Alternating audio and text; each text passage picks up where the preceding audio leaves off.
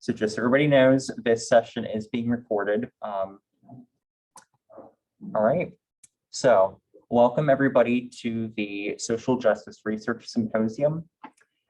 This is the second day in the overall 5, and today's presentations focus on diversity and inclusion. We have a total of 5 presenters this morning that are presenting. Sorry for the technical difficulties.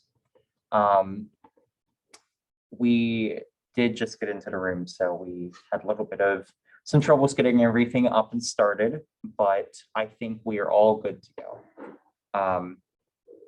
So for those of you just joining us, we just began, and we are getting ready to go here.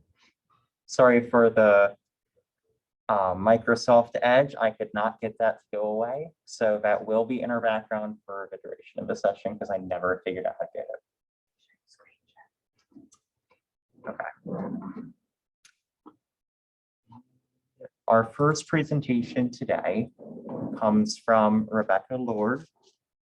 Her presentation, as it loads up here, is going to be about the occupational identities of refugee youth using a holistic, person-centered evaluation framework.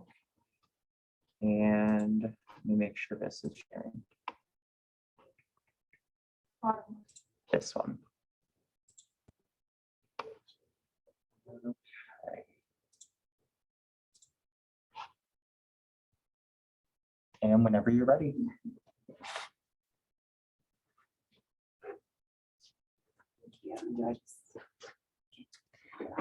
Hi everyone, so I did my research on discovering occupational identities of refugee using a holistic person-centered evaluation framework. So there's currently 82.4 million people who are forcibly displaced, and around 42% of those are under the age of 18. So this is a really big issue that we need to start addressing. So there's the migration journey, and that consists of 3 phases. So there's the pre-flight phase, the flight phase, and then post-resettlement. So the youth I worked with were in the post-resettlement phase and had recently been resettled in Pittsburgh. And then just for a quick glance, you can see that in 2020, these were the main countries that refugees were from, including Syria, Venezuela, Afghanistan, South Sudan, Myanmar, Somalia, and the DRC. So just to go over this really quickly, these are just some terms to be familiar with when working with this population. So refugee is someone who is unable to return to their country of origin due to a fear of being persecuted for various reasons.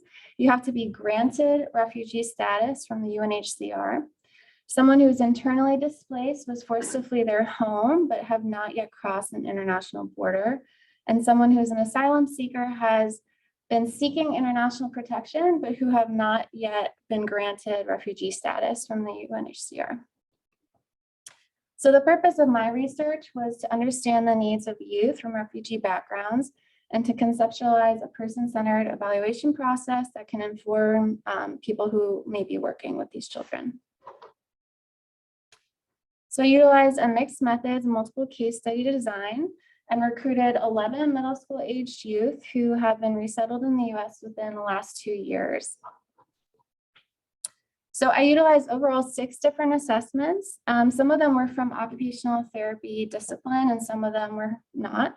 The first assessment I used was called the COSA, which is a self-report tool, and it elicits data about strengths, needs, and one's perceived life situation. The CAWA is a guided drawing method where someone can identify barriers that they face, environmental factors, and their strengths. And then preferences for activities of children, or the PAC, is exactly what it sounds like. It's what a child prefers to do in their free time. Oops, sorry.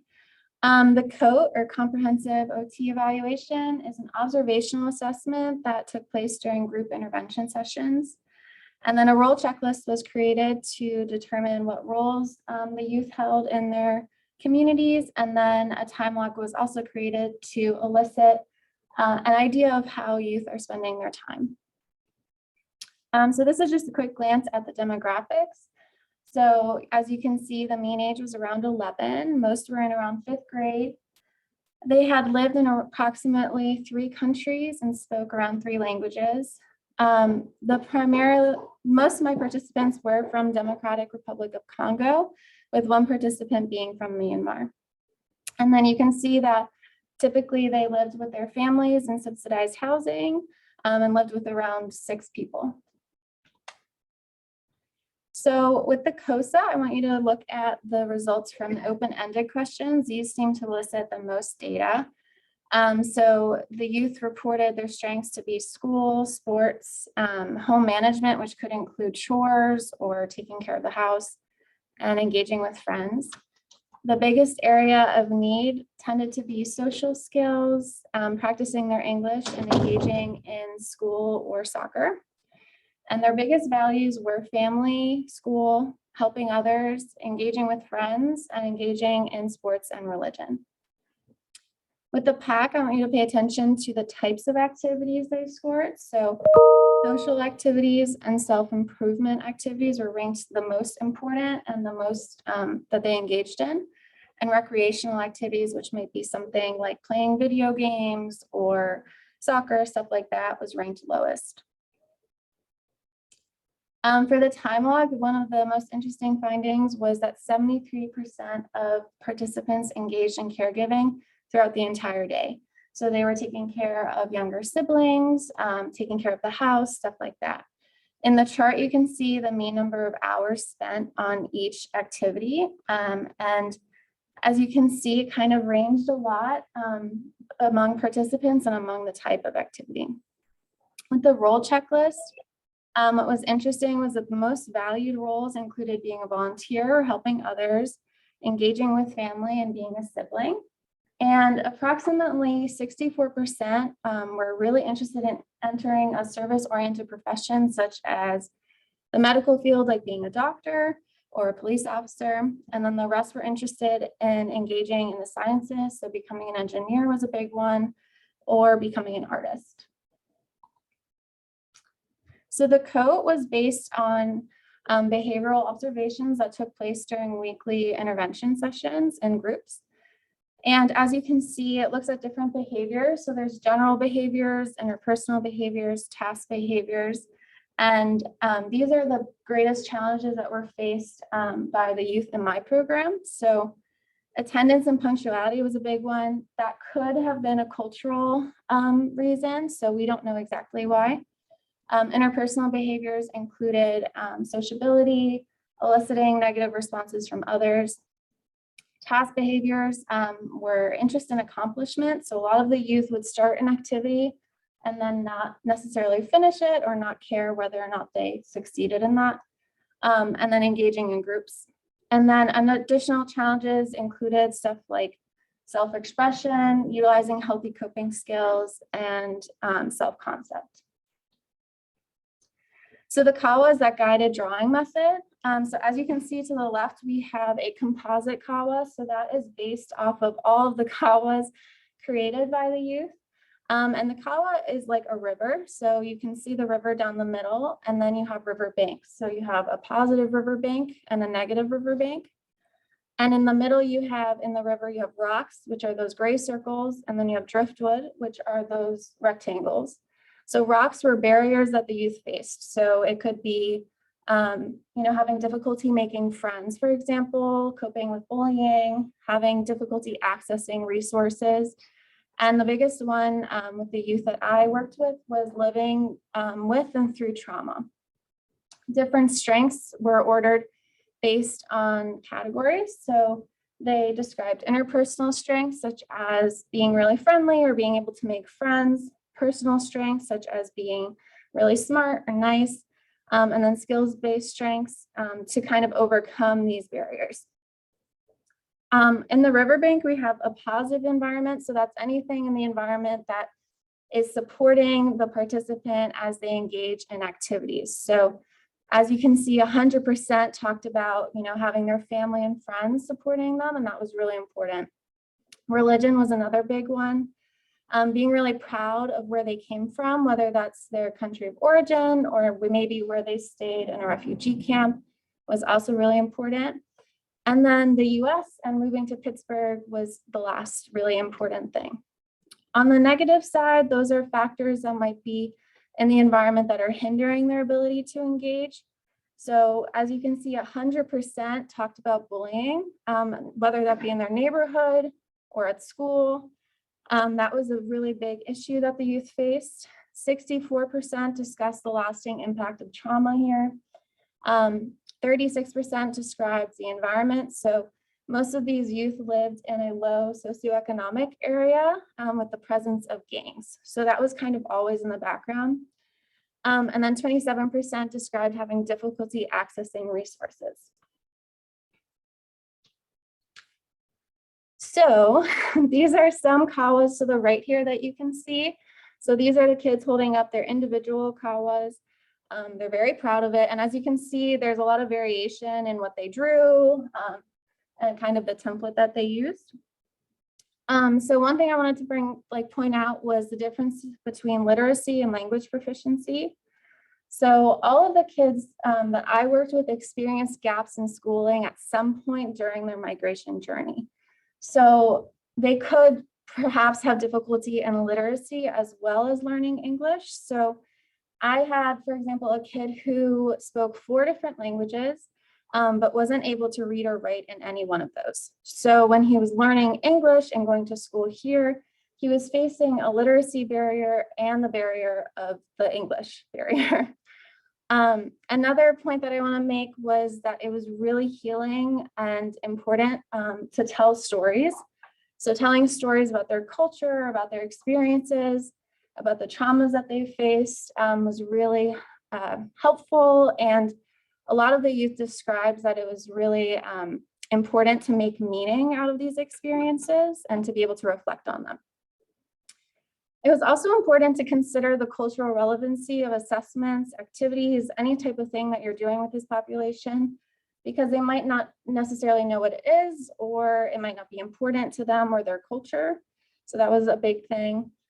And then psychosocial focused interventions. So interventions focused on utilizing healthy coping skills, managing bullying, stuff like that, was reported by participants to be the most helpful and to actually be the activities that they liked to do the most, which I thought was pretty interesting.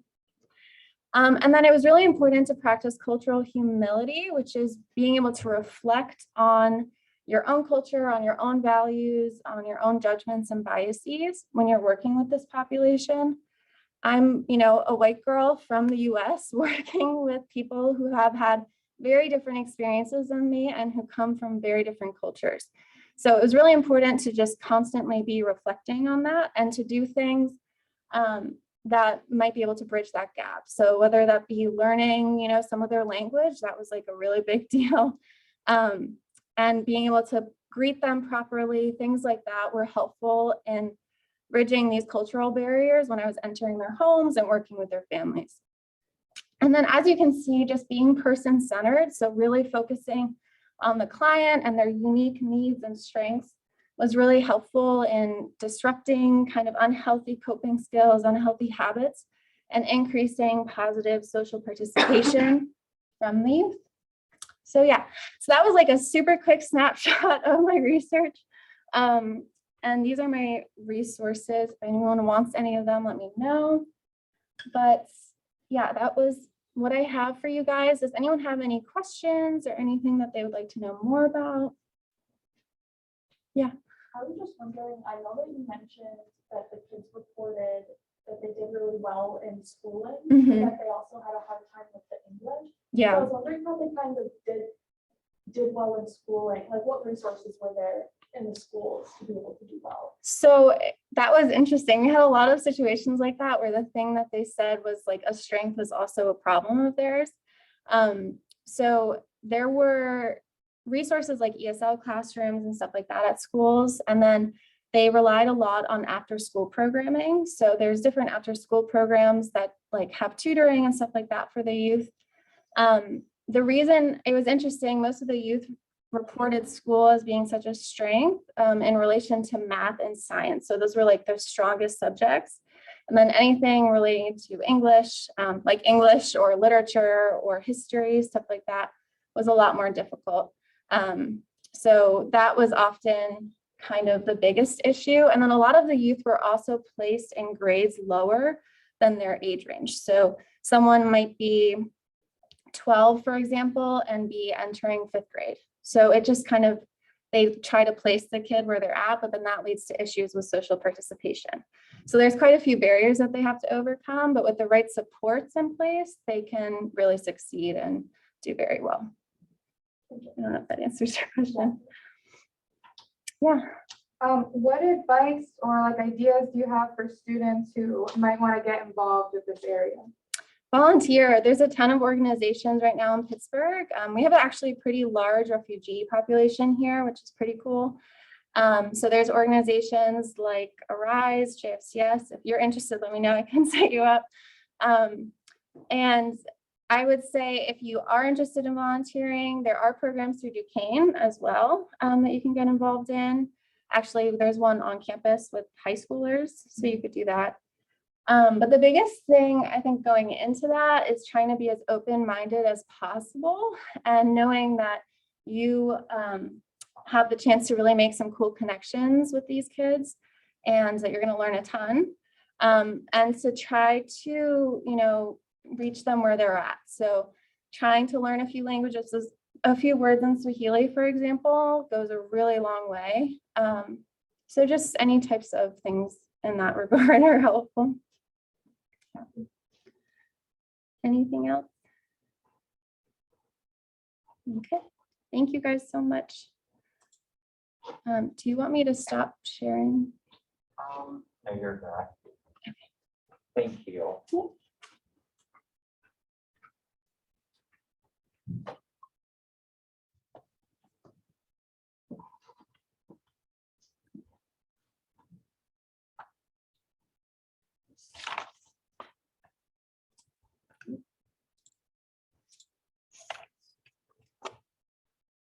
Thank you again, Rebecca, for your presentation.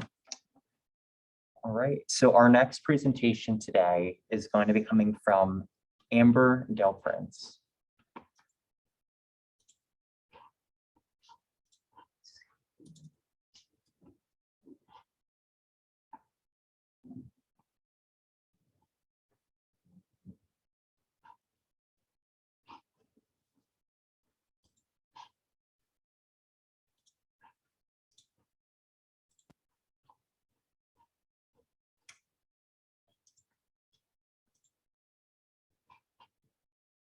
All right, thank you.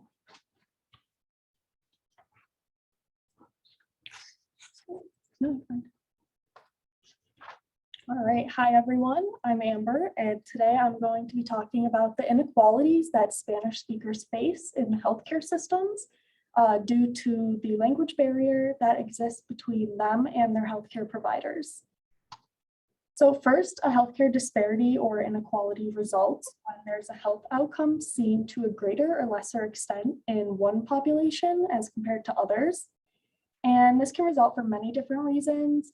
Some of the more commonly talked about ones are when you're from a minority in race or ethnic groups, sex and gender and sexual orientation, and even socioeconomic status.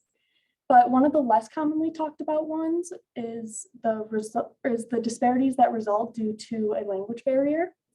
And I think it's really interesting that this isn't talked about as much because in 2014, only 21% of English proficient adults could actually speak another language well. And this was a similar statistic in 2018. And of these 21% of bilingual individuals, only 43% of these people could actually speak Spanish if we don't include those who identify as Hispanic. And this is already causing a lot of issues in the healthcare system. And these problems are only going to continue to increase because the Hispanic populations, which make up a large proportion of the Spanish-speaking individuals in the US, is expected to triple between 2000 and 2050. So to study this more, I focused on the LEP, or Limited English Proficient population in the US. And to be considered part of this population, you have to be older than 5 and report speaking English less than very well. And although you can speak many different languages and still be considered limited English proficient, Spanish is the predominant language spoken in this population at 64%, or 16.2 million people. So you really start to see some of the healthcare inequalities that result when you look at how many of the healthcare workers in the US can actually speak Spanish. And when I was looking for data on this, there was actually a lack of data. There was not a solid number that was given. I found one news source that gave the estimate of 6% of all physicians, but when I looked into where that number came from, it came from the Association of American Medical Colleges, who in 2018 reported that 6% of all of the physicians self-identified as being from Hispanic or Latino descent. And as you all probably know, just because you're from these ethnicities doesn't mean you can speak Spanish, and just because you're not from these ethnicities doesn't mean that you can't. So I didn't think this was a very good number that was representative. So I found another study from a hospital in San Francisco that involved 68 physicians and 55 nurses that self-reported their Spanish proficiency. And as you can see here, in the purple, it is those who reported high proficiency in the language, and that is the lowest, or tied to being the lowest in both, compared to the low proficiency, or that dark blue, that is easily the greatest in both groups. So although there's not very good data on this, I think this study shows that we definitely need more Spanish-speaking healthcare workers in the US compared to the Spanish-speaking population here. And this can lead to several different effects on healthcare disparity through this language barrier. The first is that these patients have less access to quality healthcare, both through preventative measures and also with their health outcomes. So one study showed that people who primarily speak Spanish were less likely to have had routine medical exams, flu shots, and breast exams when compared to those who primarily spoke English. And another study found that 46.8% of these LEP patients had experienced adverse events ranging from moderate temporary harm to even death. And about half of these, or 52.4%, could have been prevented if there was better communication. And I think this ties into the patient medical misunderstandings and mistrust. And another study found that those who speak primarily Spanish were more likely to be confused about treatment after the physician explained it, were more likely to feel their physician didn't treat them with respect, and were also more likely to feel that the physician didn't spend enough time with them when compared to those who spoke English. And I think this misunderstanding and mistrust is a really big thing because it really hinders the patient-provider relationship, which having this relationship usually helps the health outcomes. Finally, these effects don't only affect the LEP population, it also affects the hospitals, as it can cost them up to millions of dollars for malpractice suits that are related to these language barriers. In one example, the misinterpretation of the word intoxicado resulted in a $71 million lawsuit. And in this case, an 18-year-old boy from Cuba had come into a hospital complaining of intoxicado, which means nauseous in the Cuban dialect, but was interpreted as intoxicated by the interpreter.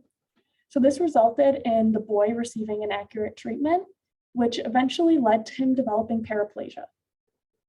So this is a really severe case, but some of the non-severe cases still result in over $5 million in damages, settlements, and legal fees just for not providing qualified interpreters.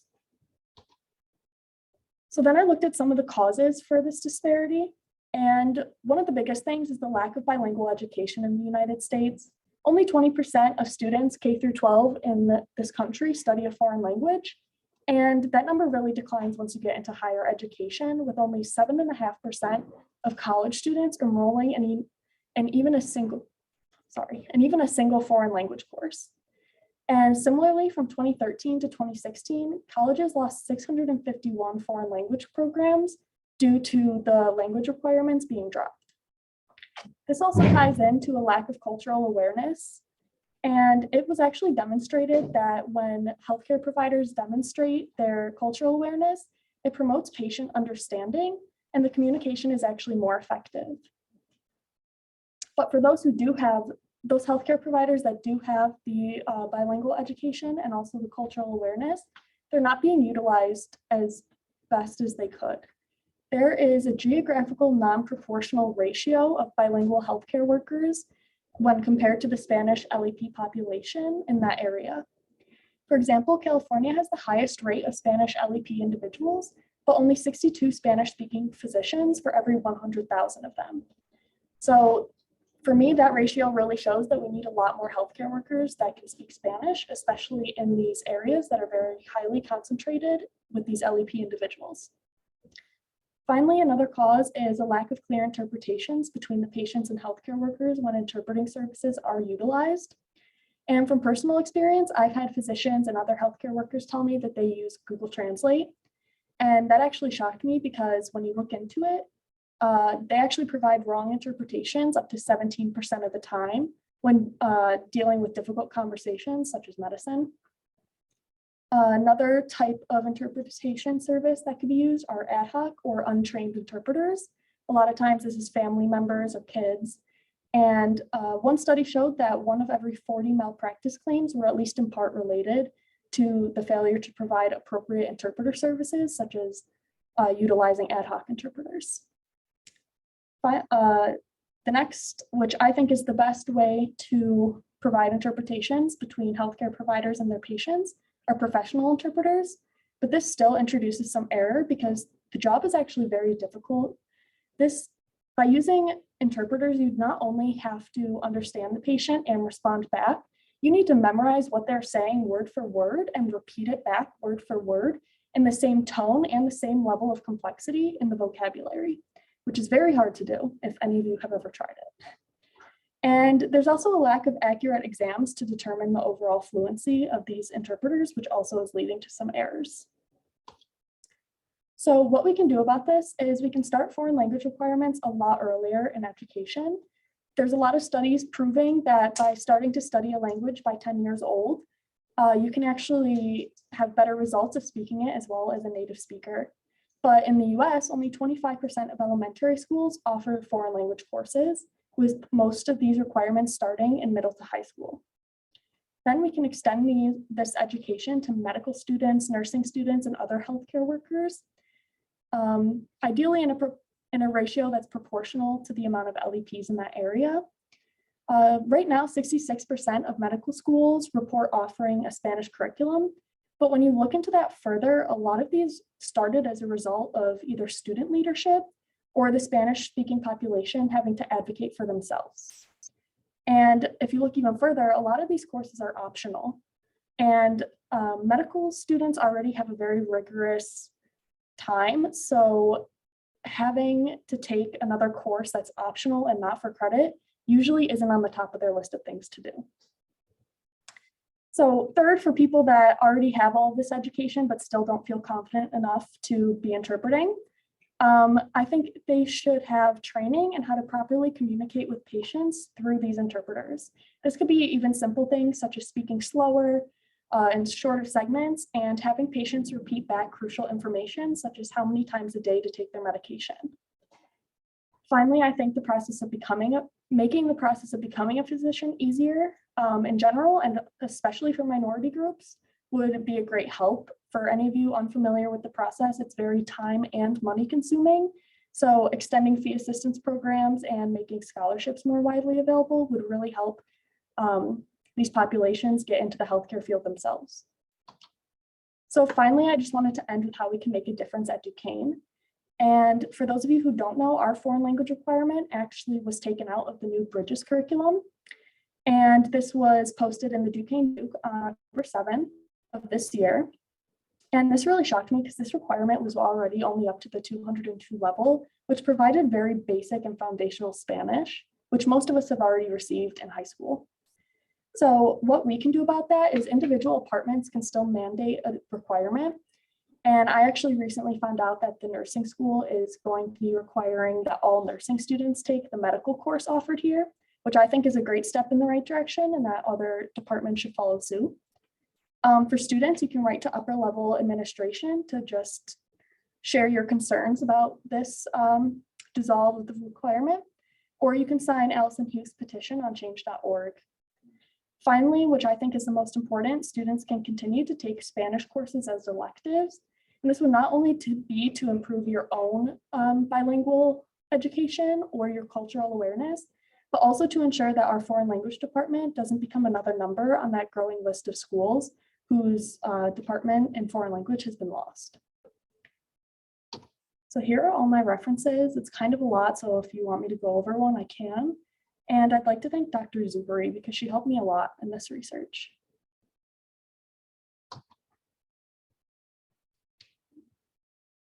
So if anyone has any questions, I know that was kind of a lot. Yes. What made you want to look into this to begin with? Do you speak Spanish or did you have some kind of experience with Yeah, it? so I'm actually a Spanish major here, so I'm a little biased in the research. I should have said that. And I'm also in the pre-med program here, so it really utilized both of what I'm interested in, and I wanted to put that together because it is a very big problem, especially in the United States. And I know a lot of people think that other countries learn how to speak English, so it shouldn't be that big of an issue. But I found during this research that 75% of the world actually doesn't speak English. So it's still very important that we get that bilingual education that the US lacks so much of. Yeah. In the pre-med program, do they require foreign languages at all? I know you said the nursing program does, but what about pre-med? I don't believe so. You might have, I know it is because I'm in the liberal arts college being a Spanish major. So I know that there was a requirement for that, which is now gone unless you're in specific departments. I don't believe the pre-med program does require anything. And I had this on one of my slides. I didn't touch it because I was not sure how I was doing on time. But even if they did require it, there's really a lack of interpreting courses being offered. And there's only one very low level medical Spanish course offered, which I've never taken, but which I've heard from friends is similar to the type of education you'd get in high school, just going over the basic body parts, and doesn't really touch on things you'd actually utilize in your career, such as like stent, tracheotomy, things like that. So I do think that there is a need for better Spanish classes at higher levels for that. All right, thank you guys.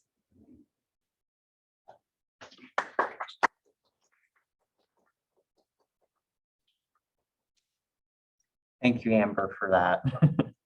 I know that's been a very relevant topic here on campus, especially for the liberal arts department, seeing as we're unfortunately following that trend.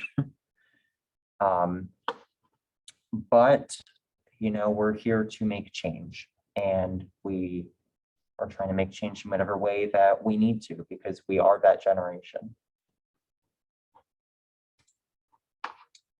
All right, so our next presentation today comes from Kendal.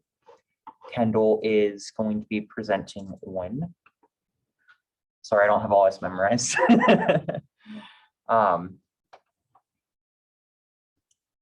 She'll be presenting on the investigation of missing immigrants, which is also a very recent, well, not very recent, but very recent in popular media, given the news stories that have come out over the last few months. But this will focus on children and adolescents instead of adults. So.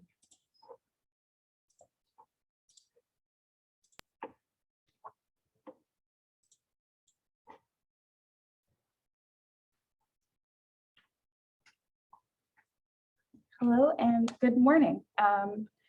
As Ethan just stated, my presentation is going to be covering missing immigrant children. It is not really a well-researched topic, so this is preliminary research exclusively.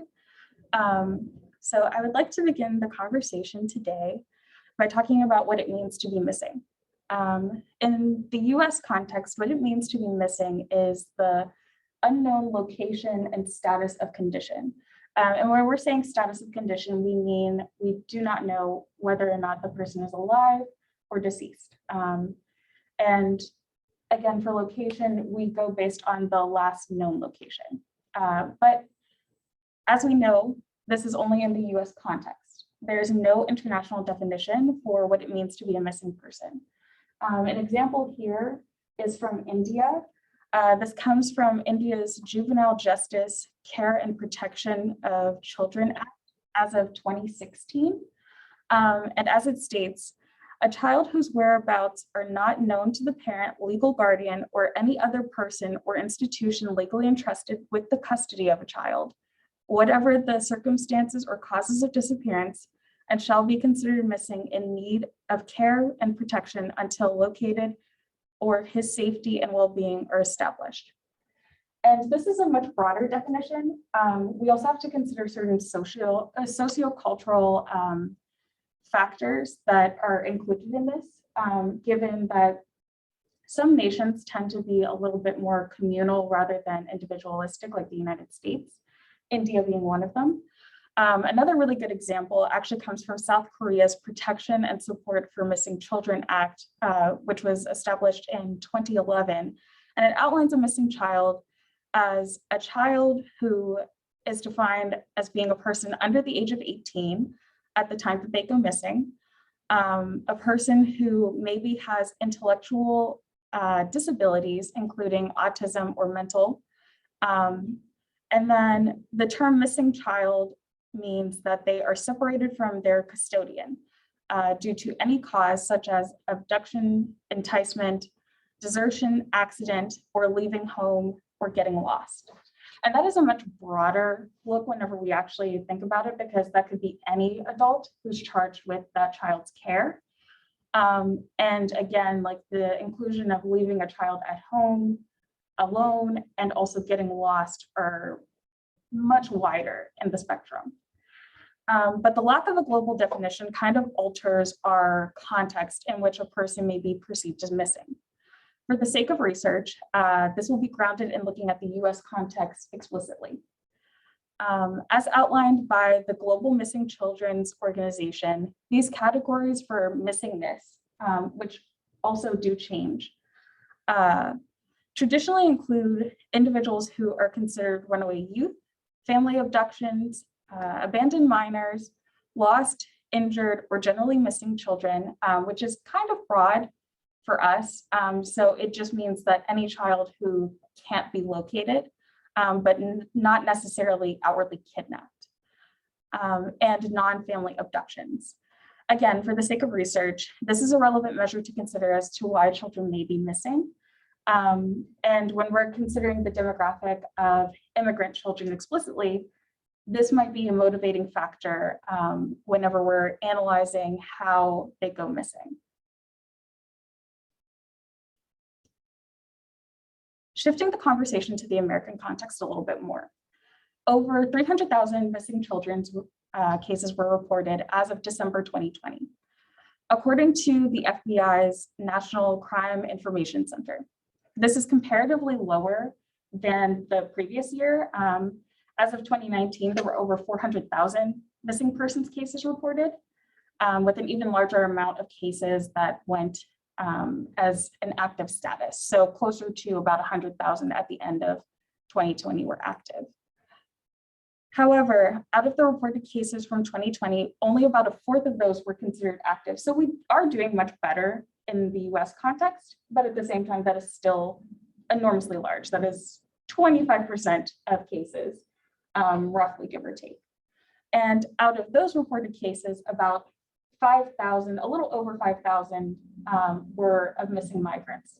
This can encompass children in this context, as with the missing persons information that we have from the FBI database. However, whenever we're considering this is still like enormously large for active missing persons cases. And for missing migrants, this is only what we have reported. Again, a lot of migrants, their cases are not reported in comparison to people who are maybe native born in the US. So these are kind of relevant characteristics to consider whenever we're looking at this context. There also may be, due to that factor, there also may be a severe number of underreportings, both in the active missing persons cases that we have for just the US generally and for the missing migrants context, to kind of reinforce the same point. But this might be due to factors including race and age, which will bring us to my next slide. This is actually coming from the National Center for Missing and Exploited Children as of the end of 2020. If you look at the difference in the racial demographics and also in regards to age, Black children go missing at a much higher rate. That is kind of just something that stands out to you from ages that are unknown to ages such as 0 to 1 or 2. They go missing at an earlier rate at a younger age. And that's rather alarming. This could be due to like family abductions and such, but at the same time, there are an alarming number of cases where Black children are reported as missing from very early ages. And again, we can't really determine whether or not they were kidnapped by individuals within their family, individuals that they knew, or just like generally lost, things of the sort. So that is probably one of the most alarming things whenever you first look at this. Another aspect of this is just the percentage of multiracial and Hispanic populations who go missing at an early age as well. Comparatively to their white peers, this is still pretty large. Again, a lot of Black children tend to go missing more than their white peers and more than their multiracial and Hispanic peers. But overall, these two groups go missing at a much higher rate than they technically should, considering population demographics, which we will get into next. So when we're looking at the US population demographics, considering ethnicity, race, and legal status, Black/African-American persons are considered to be around 12 to 13% of the US. One report from the US Census reported that as 41.1 million, but those numbers have changed since the past year. This is from 2019. And then for Hispanic/Latino persons, which is kind of problematic in and of itself because a lot of people tend to consolidate those two demographics, and Latino is not mutually exclusive necessarily because there are Black Latino people, but at the same time, some organizations tend to break it down based on Hispanic and Latino. For this instance, the US Census broke Hispanic and Latino persons down into the same category. And they make up about 18.7% of the US population, but that may have fluctuated since the past year, as this is from 2019. And then for undocumented persons, we have about 10.3 million undocumented persons. Again, this is estimated based on the number of visas that actually expire per year, and are not renewed. So that is primarily where we get this data, and they comprise about roughly 3% of the US population. However, with their undocumented status, and then considering other people who may be undocumented as well, this number may be a little bit larger. And a percentage of that is comprised of children. But again, we don't specifically know that information perfectly. So this is something to consider whenever we're looking at, US Census data. Again, more people are filling out the US Census, especially even undocumented persons, because it does help for state governance, for monetary purposes. But at the same time, again, some people may not go and fill out that information given their undocumented status. Moving on to societal perceptions on legal status, race, and ethnicity. So this is kind of like the real heart of the research, if I could be honest. This is kind of where we transition from, now that we know all of this information about missing persons, why are we really here for it? Why do we really care about it? So traditionally for missing persons, depending on your race and ethnic background and socioeconomic background especially, that is definitely a factor in whether or not your missingness is quote unquote resolved. And these things can be complicated or exacerbated really by legal status, race, and ethnicity.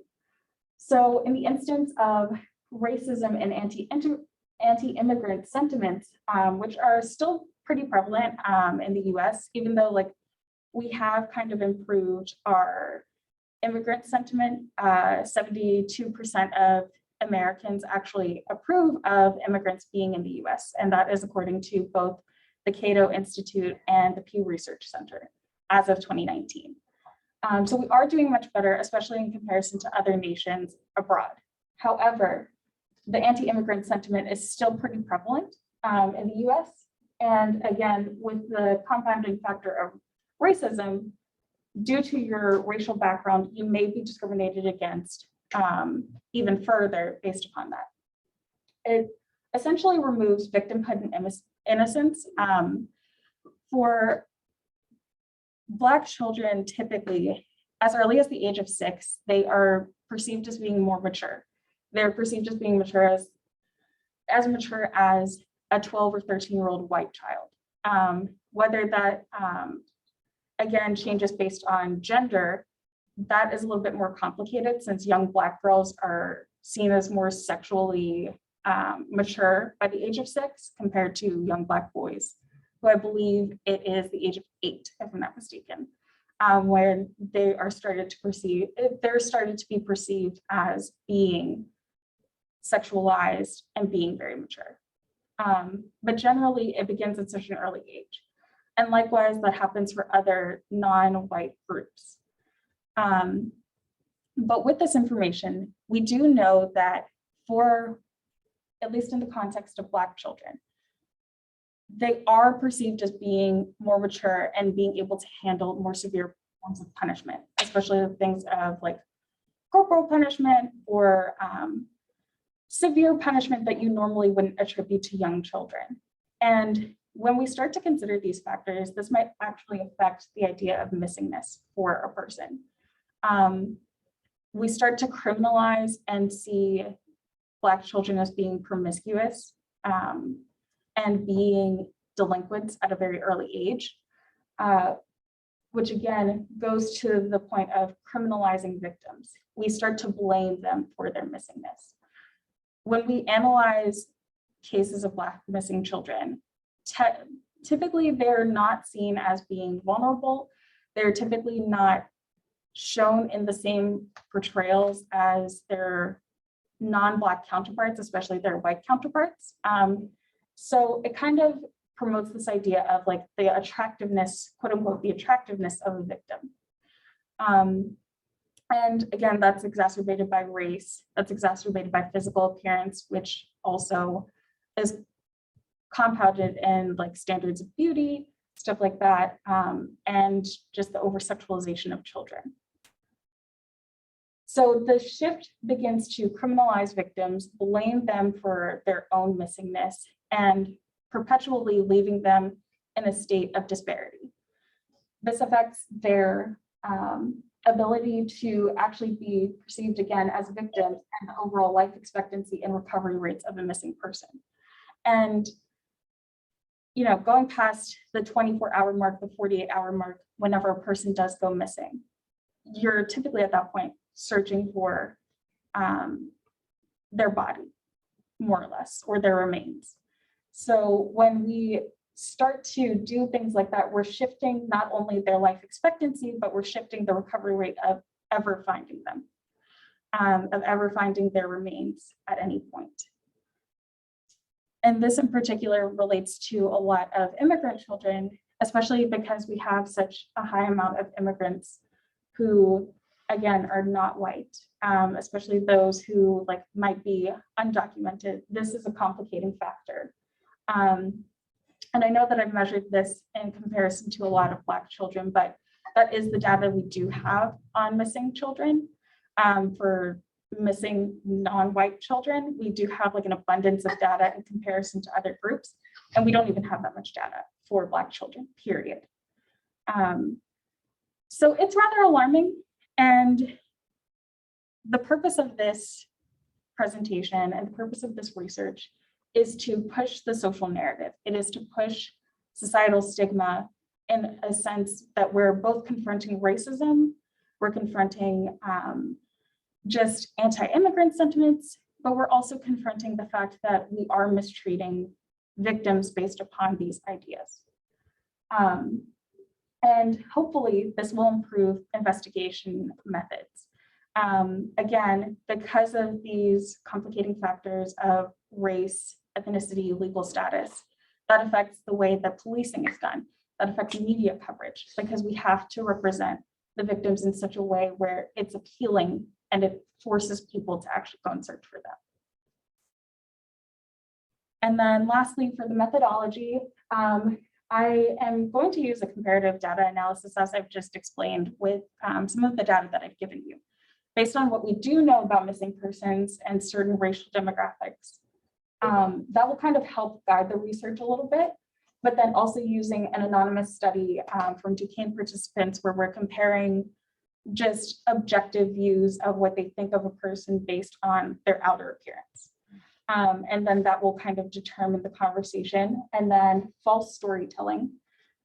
So creating kind of like a fake article or a fake entry about a victim based on just their name alone, not on any further description, will kind of help determine if people profile people at early ages as well. And also including age into that.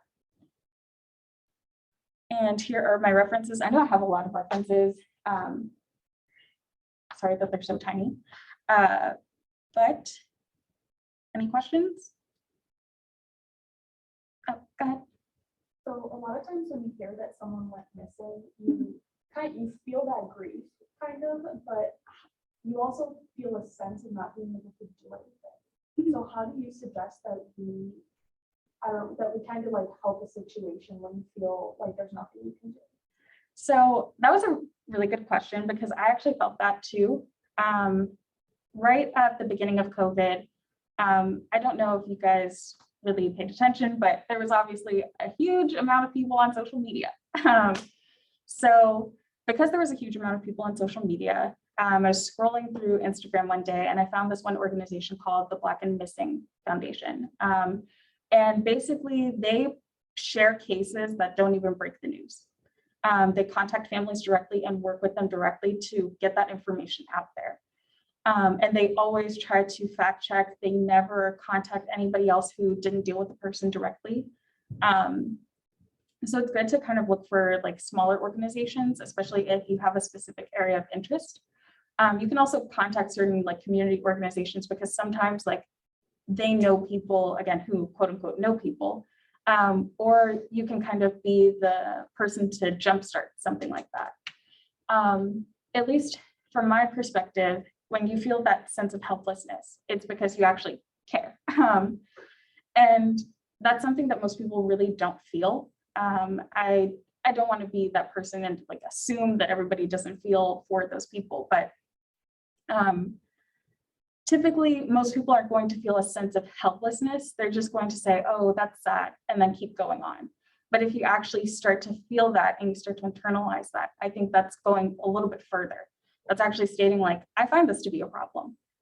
I want to resolve it. Again, you can also just try to contact people directly if you do hear about cases, because again, on social media, a lot of people tend to share when their relatives go missing, especially a lot of people of color, since they do have a distrust of policing, of media. So kind of trying to find groups and find people who you know to be a little bit better connected to just the community in general at heart, that will kind of also help assist that helplessness. Because again, even just sharing a post, like you'd be surprised. There was a case where a girl went missing in, I can't remember which state, but she ended up in like Detroit. And it was from somewhere down south. But people found her because they kept sharing this on social media. And you might not think like, oh, I'm in Pennsylvania, this person went missing here. but people do travel across state lines pretty quickly. So that's just one way to kind of like get involved, and also kind of funding certain organizations who promote certain research, and not even just like specific research, but again, like Center for Victims would be a really good one because they also help assist people who have been victims of like trafficking and stuff like that. Any other questions? Oh, go ahead. For someone who wants to like report a missing child case and who is undocumented or is nervous about like their documentation being questioned, like what is the process that they can go through? Or I know there's like typically fear around going to like the police about that. So with that, again, a lot of people who are of an undocumented status, which I don't know if people online could hear that, but the question was about people who are undocumented when they have relatives go missing. What is the kind of process that they can go to since they don't have, again, the same resources available to them since they have an undocumented status? So again, sometimes some police jurisdictions, it really depends on the police jurisdiction too. Usually they tend not to like admonish people who are undocumented persons and their families. They do try to still look for them. But at the same time, I would say going to certain community resources are really good.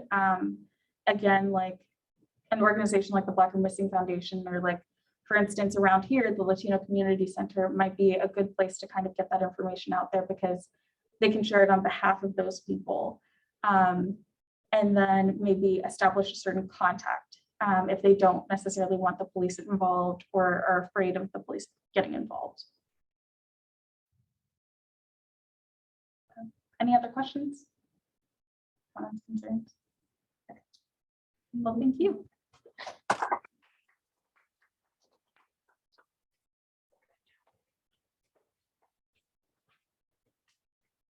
Thank you, Kendall, for that very informative presentation.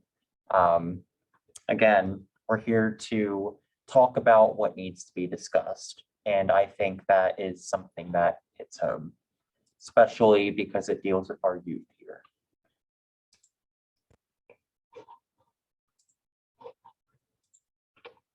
All right, our next presentation comes from Cassie.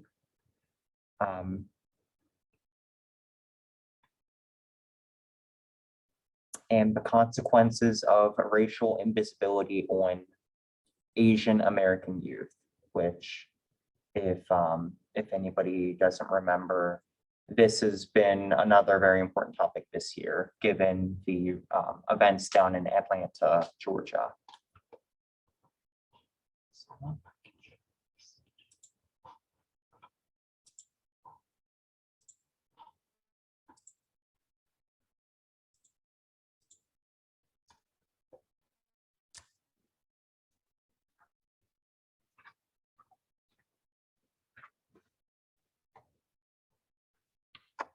Hi, everyone.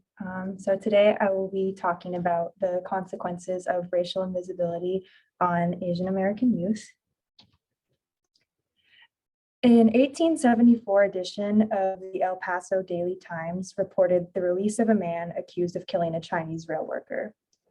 At the time, Texas law prevented the murder of humans defined as white, African American, or Mexican, so it did not apply to the Chinaman.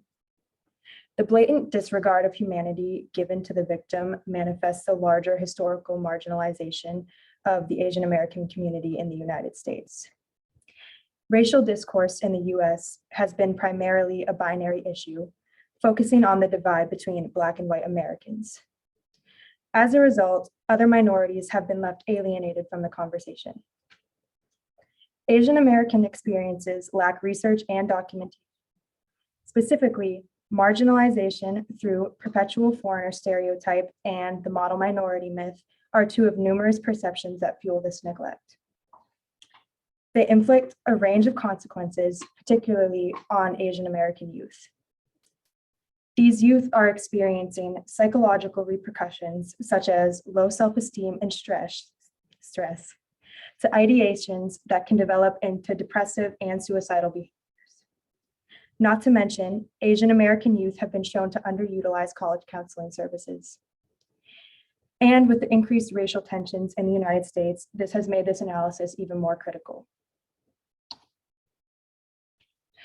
The perpetual foreigner stereotype dates back to ancient Greece, where Asia was considered adverse to the West in every respect. Western travelers would document the strange and exotic cultures witnessed on their journeys to Asia, and these perspectives have lasted throughout time and still remain relevant in modern society. The waves of immigration throughout United States history have revealed how quickly European immigrants were accepted compared to their Asian counterparts. And while most minorities view themselves as just as American as their European American peers, they are still perceived as foreigners to the general population. And this perceived foreigner objectification has had psychological consequences on Asian American youth.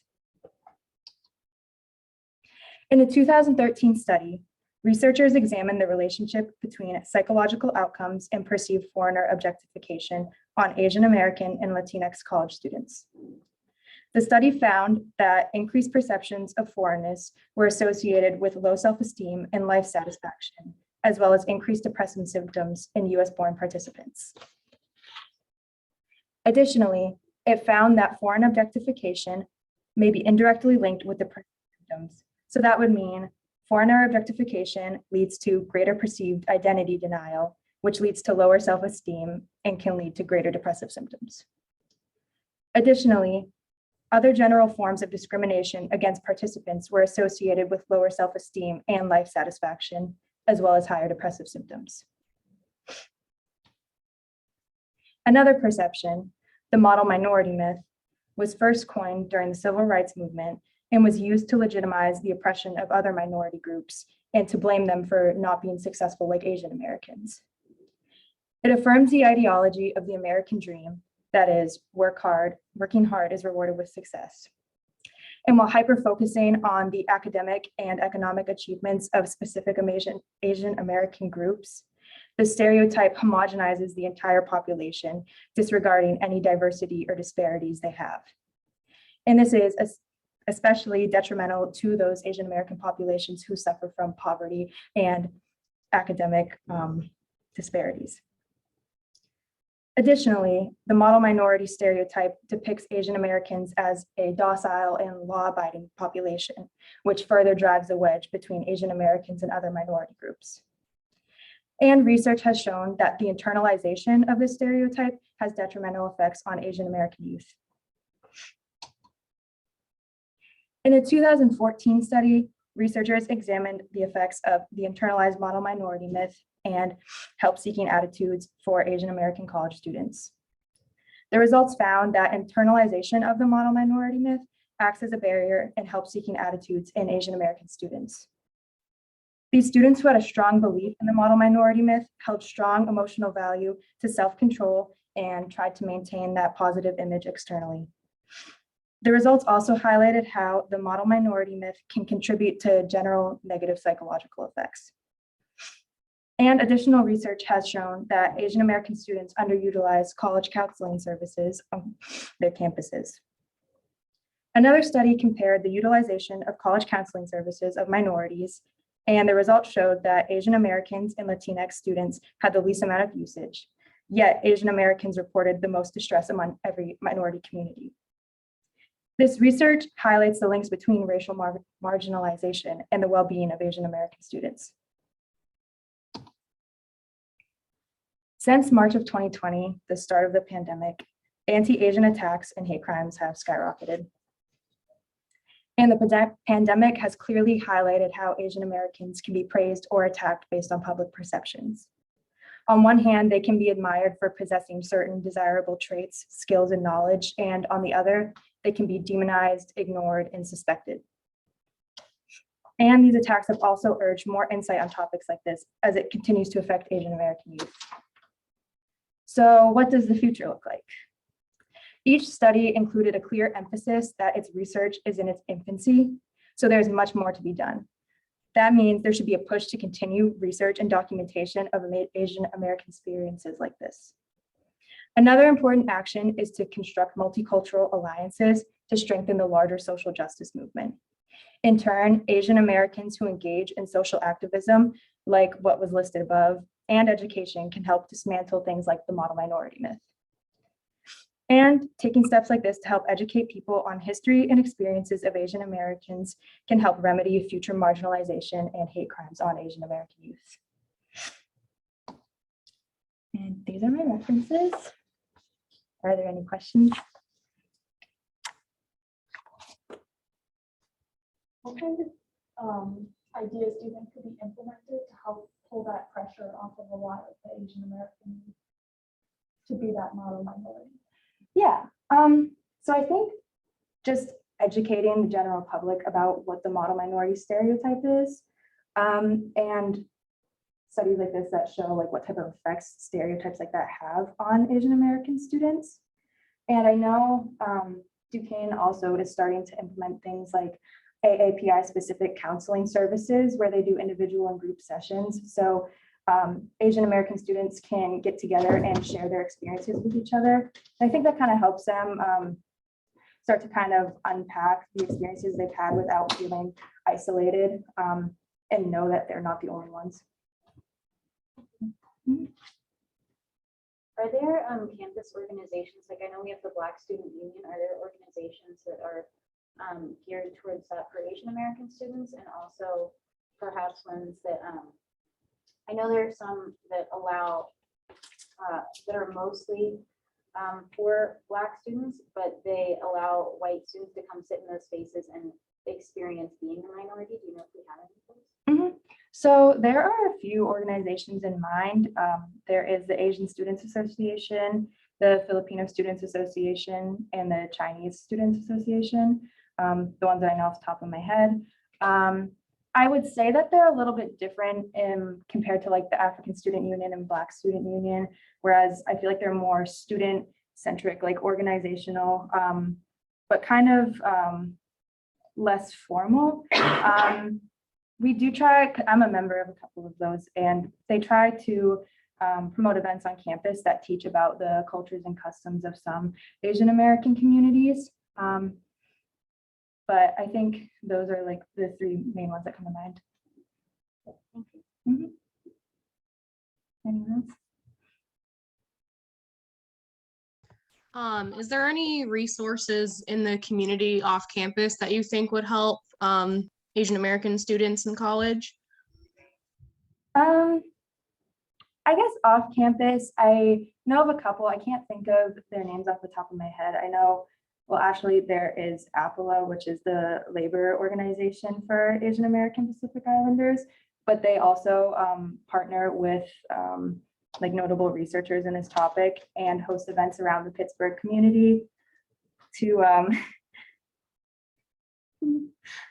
they help educate just like the greater Pittsburgh community on issues like this. And of course, like those researchers based in Pittsburgh have their organizations that go around to the Pittsburgh community and educate people on these issues. Do you plan to do, I said that for a second, so I don't know if you covered it, but do you plan to do any more research with this? Or like, where do you see yourself taking this research? Yeah, so personally, I am looking to go into PhD work in criminal justice and study the behavior surrounding hate crimes on Asian American youth. What I've noticed is that and like this research has pointed out, it's a very preliminary research. It's in its infancy. So I think trying to get into like academic research in this would help. Also, I know I've kind of briefly researched this, but in terms of the homogeneity of Asian Americans, I'm in the STEM field, I'm a data science major, and typically you see a lot of scholarships for minority students in specific STEM fields like engineering or technology or just in a whole. And from what I've found, there is almost like pretty much no scholarship for minority students that allows Asian American students to participate or apply, because the homogenized Asian American community is considered overrepresented in most STEM fields. However, it doesn't take into account that some of the Asian American students who are from like different regions are completely underrepresented, and that Asian American students and employees in STEM don't receive like authoritative positions, managerial positions in those fields.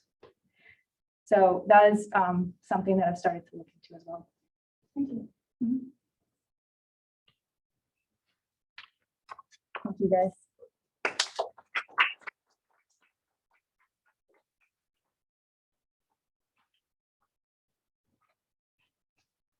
Thank you for that, Cassie. Our last presentation for the day will be given by Hubay.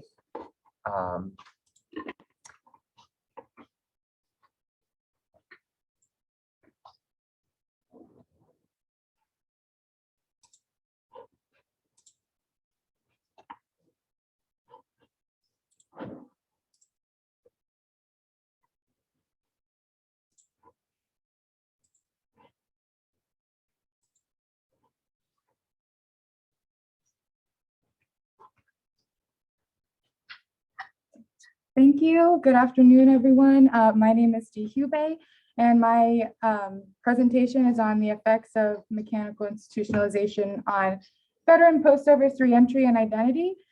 My advisors are Dr. Sarah McMillan and Dr. Irwin, and in the next phase of my research, Dr. Kathleen Uphelt will be helping as well.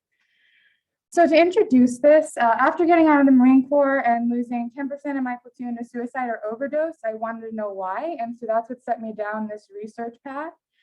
Upon societal reentry, the values and norms that a veteran previously relied on are no longer personally relevant. And as a result, many veterans often struggle to adapt and effectively transition and reenter from a traditional society into a modern society, which each hold different forms of social solidarity that we'll talk about a little more in the presentation. Even among veterans who report doing well economically and otherwise, still report difficulties connecting with their communities. And this research suggests that the effects of combat and/or deployment are not the most intense causes of difficulties with veteran reintegration. Rather, it's the institution's manifestation of mechanical solidarity and then the subsequent absence of this solidarity that offers a systemic explanation for these issues. That is to say, it's the institution itself that offers a systemic explanation.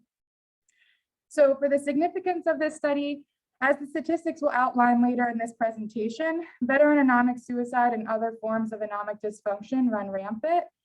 And this research seeks to understand the complex causes and depth behind these veteran reentry challenges and provide some more effective tools to address these issues. As outlined in my research goals, I would like to determine whether successful reentry is a systemic societal issue that is not structurally unique to one specific institution, address the need for more efficient and effective policy solutions for the alarming anomic dysfunction rates, and provide recommendations for more inclusive campus and community policy practices that successfully welcome and support returning veterans. So what do the statistics say? Well, the VA reported that several studies have shown that being deployed, length of deployment, and number of deployments, whether or not this person has experienced combat, is not associated with suicide risk among service members.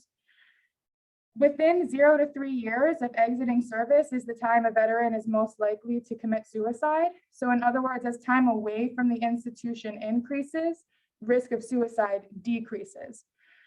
Deployed veterans surprisingly have a lower risk of suicide than non-deployed veterans, but deployed veterans are still 41% more likely to commit suicide than the general public. However, non-deployed veterans, again, kind of surprisingly to most people, are even 20% more likely than deployed veterans to commit suicide, making them 61% more likely than the general public. And the United States Marine Corps has the highest rate of suicide. And it is to be noted that the Marine Corps has the most intense Reconstruction identity process through their boot camp than any of the other branches.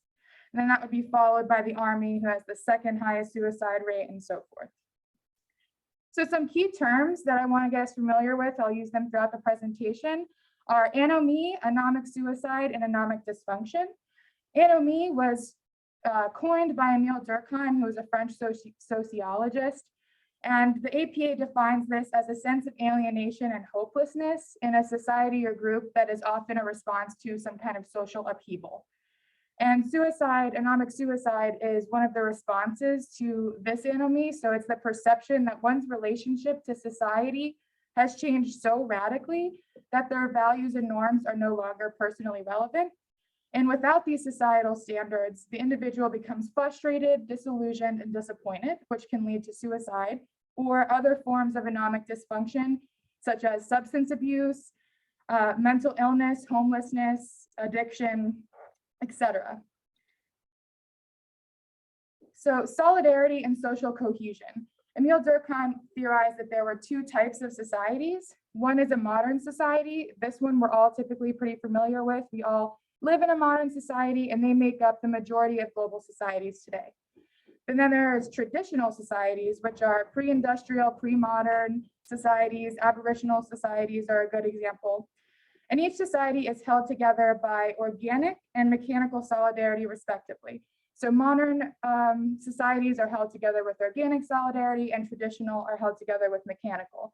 And in this context, solidarity is referring to a kind of social glue that keeps the society together. So in organic solidarity, social cohesion arises out of the need for individual, the need of other services and the division of labor. But in contrast, mechanical solidarity is held together by common values and beliefs. And these common values and beliefs constitute a collective conscience that works internally inside the individual members of that society and have them cooperate to prioritize this collective over their individual selves. So the collective consciousness is a fundamental sociological concept that refers to this shared set of beliefs, attitudes, and knowledge. And in this, there are emphasizing the primacy and the maintenance of a society and the continuance of that society far over the individual's self or their dignity. The collective consciousness informs our sense of belonging and our identity and our behavior. Mechanical solidarity can be broken down into 5 main indicators, which you can see here, but I'll go more in depth with them in the example of the military. So what is mechanical institutionalization? During basic military training, recruits undergo, I call it an institutional identity reconstruction process so that their norms and values will now mirror those of the institutionalized group that they're now going to be a part of. So in this process, an individual's prior service identity is fundamentally altered to reflect the norms and values of the institution. And this new institutional group will emphasize all 5 indicators of mechanical solidarity. So the 5 indicators, again, as seen in the Marine Corps, the first indicator is the prioritization of the collective consciousness. And this completely dominates over the individual consciousness. And then, so we can see this in the military. We can use the example of altruistic suicide, for example. So maybe the war hero who sacrifices their self to save the many of their platoon that they're with. The next is absolute restriction on individuality. Any sense of individuality in the military is completely removed. All recruits will be forced to relinquish even the most private and foundational aspects of this individuality. You'll sleep together, use the bathrooms together. I mean, every single thing that might give you some kind of individuality will be taken. And then we have group rituals, which will help reaffirm the collective consciousness. This is partaking in ceremonies together, having one right way to live, one shared ethos. Fourth is adherence to conformity being strictly enforced. So in order to survive in the military, you must adapt to circumstances and adopt this collective consciousness to at least some degree, or you will not successfully make it through your term in the military. There's such a thing called failure to adapt, which you can be punitively and administratively separated from the military for. So if you do not adhere to these values, norms, and standards that are presented to you, you can be removed from the military. And then last is a collective punishment of deviance. And this is really one of the strongest things that keeps together the collective consciousness, because it makes a kind of a fear response. So if even one individual fails to conform or comply with what is supposed to be done in that time, the entire group will face mass punishment. And then therefore, members of that group who weren't even originally agents of the institution are now trying to instill and force these values upon you because they don't want to endure that punishment either. In Marine Corps basic training, where the identity reconstruction process initially happens, there's phase 1. This is the longest phase, and it takes 30 days, which is uncoincidentally the amount of time research shows it takes to break a habit. And in that time, they are very upfront with this. They tell you, we are going to be breaking you down, breaking your habits during these first 30 days. And that is what people typically think of as the hardest part of boot camp. The second part of boot camp, you start to get a little bit more autonomy, but you're still not allowed to use the word I. You do not have an I or a self while you're in the military or while you're in Marine Corps boot camp. You have to refer to yourself and others as this recruit or that recruit. So in this phase, you're still not able to have that autonomy or that individuality, but you're starting to have a little bit more freedom so you can maybe go somewhere with a buddy. Because at this point, the agents of the institution or the drill instructor, so to speak, is pretty confident that what they instilled in you in phase 1 is going to be able to cause your buddy system to collectively enforce together the norms and values that you're carrying on with you. In phase 3, this is the last phase. This is only about a week long. And this is after you finally become a Marine and you complete what's called the crucible. That's your final test. And this is the first time that you're allowed to use the word I again.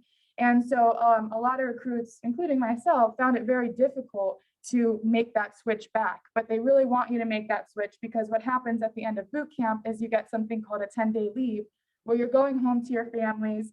And I think that most of our families would find it pretty weird if we said, hey, Mom, this recruit would like a glass of water. So they're trying to get us reassimilated to keep the same norms and values that we had, but go back to our family. And where my research is going to be going next, this is still my preliminary research. I started looking, as I mentioned, specifically at veteran reentry, but as I started working with the Elsinore Avenue think tank for restorative justice and hearing the insights of citizens returning home from incarceration, I started to realize that this might not be a unique experience to veterans who are returning from military service. While each group might have some kind of specialized need, overall, the humanistic experience of returning to society and experiencing anomie or anomic dysfunction is still reigning on. So with people who might have been incarcerated, we could see things as like recidivism rates, for example. So where my research is going next, and I have not done yet, I'm currently working with the Veteran Affairs researchers at the James J. Peters VA in Bronx, New York, in order to bring a sociological perspective to their effort to research and reduce suicidality among returning veterans. But in one of my classes, I'm going to be working with colleagues and classmates to design and conduct a community engaged, larger sociological study that can explore the overlaps between citizens returning from incarceration and citizens returning from military service in an effort to find and present potential policy solutions that can more effectively address this from both angles. The military is a very small group. Veterans in general make up about 8% of the population. And while we know we have a mass incarceration problem in the United States, of course, there's a much larger amount of people who are returning from incarceration, but for some reason, they don't always get the same amount of supports that veterans do. So if we can find some kind of common ground in there, I think that that's where we'll really thrive. In conclusion, the effects of what I call mechanical institutionalization, meaning the institutional impacts are independent of combat and deployment, lead to excessive barriers and challenges for post-service reintegration and likely for other institutionalized groups as well. And these challenges are not only being missed by the institution, but are being missed by healthcare providers and policymakers and are not addressed during the veteran transition process. To go into boot camp, for the Marine Corps in specific, it's 13 weeks, which is about 3 months of 24/7 identity reinstallation. But when you get out, it's 5 days, 9 a.m. to 3 p.m. And that's it. So we have this whole experience of going into the service, but we don't have one to come out to have that same kind of support. Just as Durkheim theorized that mechanical or traditional societies that operate under mechanical solidarity would crash when they became introduced to organic or modern societies held together with organic solidarity, they would fall. And so my fear here is that so too will individuals, and our solutions will lie within that area of their reentry to make them better. Thank you. Is there any questions?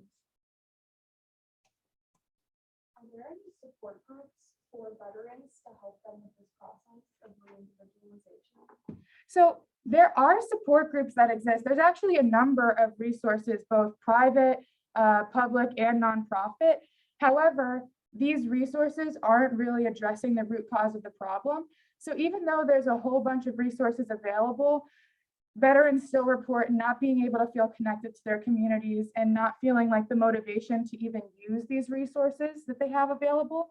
And a lot of these resources, maybe they will, help you find a job, but if this person does not have the ability to want to exist in this new society or even know how to go about getting through their daily life, finding a job for them isn't going to answer the reason why they can't find employment. What if they're, is it possible maybe to one day have some sort of returning process or boot camp almost at the end of your I don't know the right terminology to help support reintegration? In order to do that, it will take systemic and structural change, and it would have to go, we'd have to get not only the public sector on board, we would have to get the military on board as well. And so it's not something that we're going to be able to do overnight. I don't know how practical or plausible it'll be to get to that, but from what I can understand out of my research so far, it does seem like a process like that is necessary. And there's already the Veteran Affairs, which is supposed to help veterans after with other things, healthcare, benefits, etc. But I kind of feel like maybe if the military doesn't want to take responsibility for it, there could be some other kind of department or organization of the federal government that is specifically dedicated to reentry. And it can then, split into sectors within that organization that can specialize with incarcerated citizens or returning veterans, etc. But I definitely think that there needs to be some kind of transition process, maybe not as intense as the one going in, but much more intense than the one that is currently in place. And for incarcerated citizens, I don't even think there's a required kind of transition. There are resources available for people who want them or know how to get them or have the access to utilize them, but I don't think there's any kind of requirement. And in that space, it's the same thing. There's a trial, there's a whole entire theatrical experience to go into prison, but there isn't one coming out. You're just kind of shoved out the door with whatever kind of belongings you had and say, figure it out. So we are failing ourselves and our society and our community members by not supporting people coming back from whatever institution it might be, because if we have better community members, our community will thrive. And so if we have all of these individuals who are struggling in this way, that's a failure on us as a society. What kind of parallels, if you've done research on this, do you see between our process and processes of training the military in other countries? And if there are similarities, is there a similarity in the suicide rate?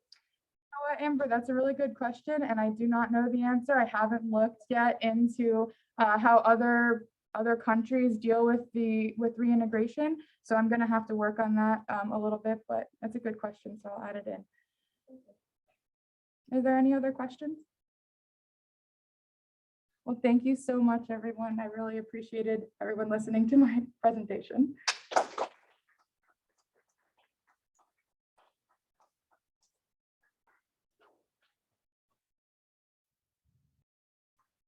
Okay, so that concludes our student presentation section of today's Day of Diversity and Inclusion. We will now be moving into a break for the students, and you can join us later today for the faculty and other professional advisement on the topic. Thank you. Thank you.